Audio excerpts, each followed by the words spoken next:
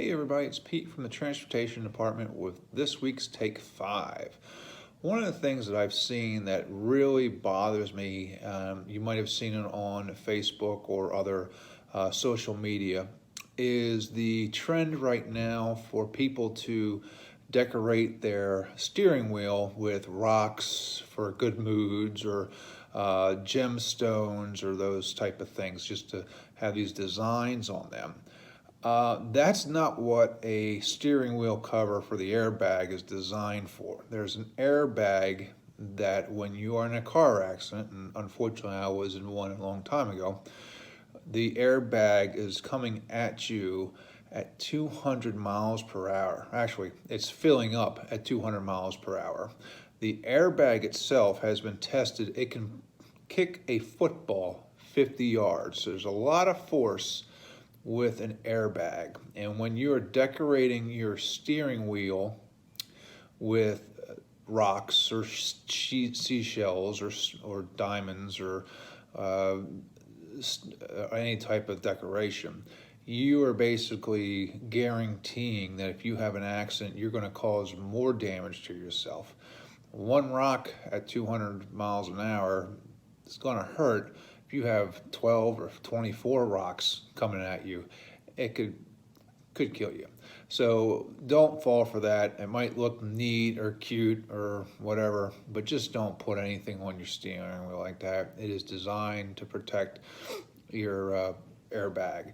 Another thing is to make sure when you're driving and you're definitely in the front seat that you don't have items like this little squeeze ball or anything like that, that's on your dashboard. The same thing applies. If you're in an accident, these items can be flying around in the cab of the car at a very high velocity, and it could hurt you on top of the injuries you get from an accident. So till next week, keep your cars clean and see you next time. Hey everyone, this is Paco Rojas in our Field Operations Department. Today, I want to talk about one of our company values that we will cover in Q3, social responsibility. We define social responsibility as we create positive relationships with our communities. Some of the ways that we create these positive relationships are by hiring local community members, working closely with the local high school FFA programs, and donating food to local food banks. We also have relationships with gleaners in South Carolina and North Carolina. These groups come to the farm and harvest corn or squash that we are unable to sell, then take it back to their communities for the needy. This leads me to our Q3 activity, which will be donating bags to local elementary schools. We did this a few years ago and had a great time putting the bags together and then delivering them to the schools. This year, we will be donating bags to Gilbert Elementary, Centerville, Pillion, Forts Pond, Wynell, and Red Bank Elementary. We look forward to helping these young community members eat healthy. This is a friendly reminder that although sustainability is a continual process, it's important more now than ever to make the future the cause of our present, as valued in the vision boards around the planet. Not only does the reuse of material help the environment, but it reduces waste altogether. Recycling is great, but using a personalized bottle like mine is even better. You can also find reusable bags and straws at a small price for a big impact. My favorite recent discovery, though, is that you can actually regrow various produce from scratch, from their stems, anything from celery to lettuce to spring onions to mint. Some are as easy as cutting the base and letting it sit in water. Look it up to find the best methods in replenishing our food, because you and I can make a positive impact by consistently and consciously making choices that protect our beautiful planet. Let's keep it that way. Thank you for your time. Stay green. Hey everybody, this is Matt from Recruiting, and I just wanted to take a moment to tell you about some upcoming events that we have going on. You know, August and September are great times of the year. We got preseason football, college football starting, and it's an opportunity for us here in Recruiting to go out and visit the campuses of our local schools. September, we have an event called Tiger Pro Night at Clemson, so we're looking forward to going out and meeting the individuals that will attend that event. So if you got any questions, or if you know of some events that are at a tech school or even a university that maybe your child goes to, stop by, let me know. We would love to get out there, represent the WP Rawl farm and family, and see if we can get some more great people to come work for us. Hey y'all, it's Sammy from Sales. Wanted to give y'all a little insight about our trip to SEG in Tampa, Florida.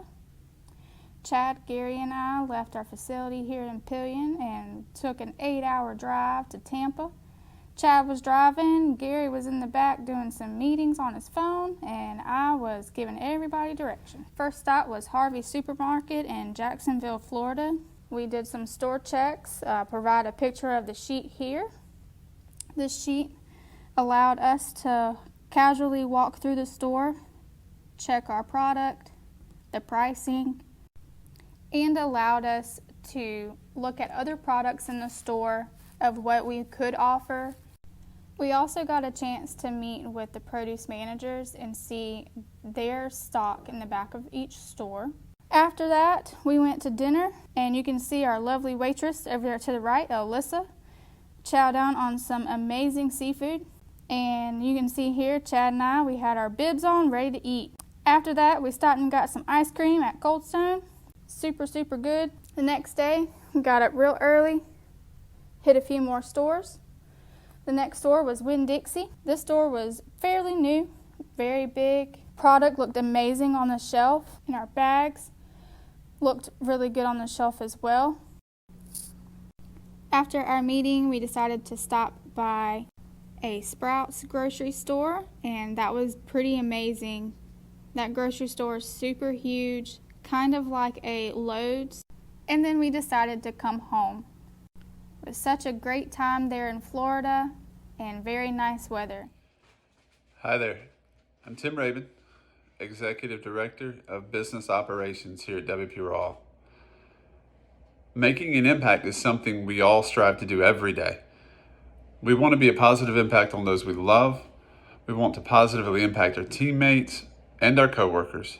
And we want to leave a positive impression on those we do business with. We all want to have an impact for good on those around us. The life of Andres Osaguera can be described as this. He made a positive impact on those around him. Andres was a part of the Raw team for almost 15 years. Starting in our harvesting operation, Andres worked his way up to various leadership roles throughout the company until becoming our production manager over our fresh cut operation about 5 years ago. During that time, he led our fresh cut teams, our repack teams. He helped establish and then lead our Florida fresh cut expansion. And he's been a key team member in supporting the growth of our business all these years. Andres was a good leader who made good things happen, but that is not why he will be missed.